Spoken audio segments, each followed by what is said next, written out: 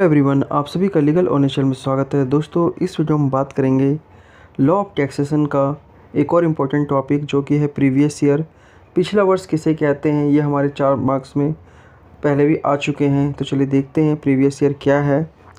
भारत के आयकर कानूनों के अनुसार करदाताओं द्वारा चालू वर्ष में अर्जित आय अगले वित्तीय वर्ष में कर योग्य होगी। इस प्रकार आयकर में पिछला वर्ष ही चालू वित्तीय वर्ष होता है। यह अवधि 1 अप्रैल से शुरू होती है और अगले वर्ष 31 मार्च को समाप्त हो जाती है। आयकर में पिछले वर्ष से संबंधित सभी नियम धारा 3 के अंतर्गत आते हैं। इसके अंतर्गत कई प्रावधान हैं जिन्हें करदाताओं को अपना पिछला वर्ष निर्धारित करते समय ध्यान में रखना चाहिए। यह उस वर्ष की पहचान करने में मदद करता है जिसके लिए टैक्स की गणना की जानी है।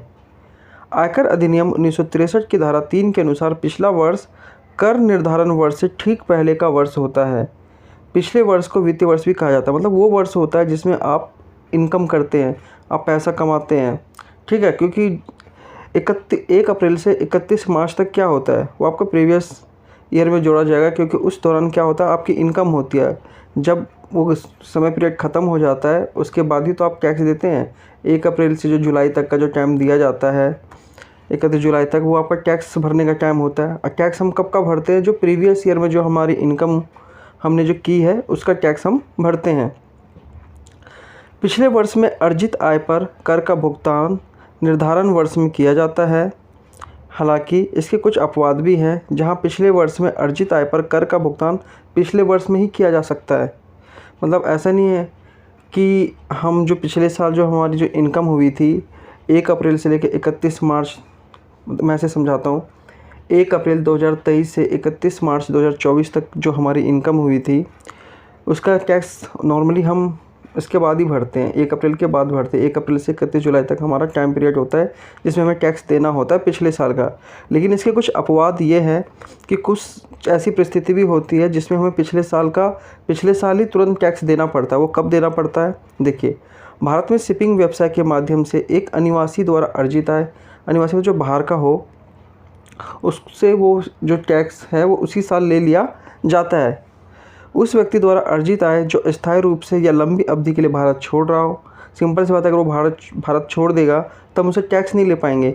इसलिए हम उसी पिछले साल ही जितनी उसकी इनकम हुई उसमें से हम उनसे टैक्स ले लेंगे।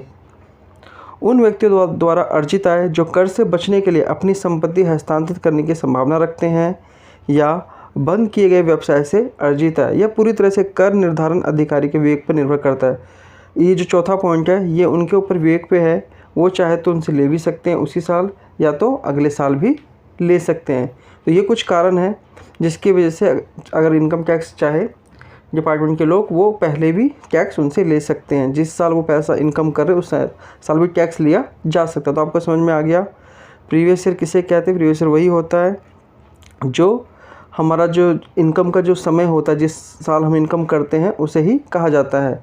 अगर दोस्तों वीडियो अच्छा लगे तो वीडियो को लाइक कीजिए, चैनल को सब्सक्राइब कीजिए। धन्यवाद।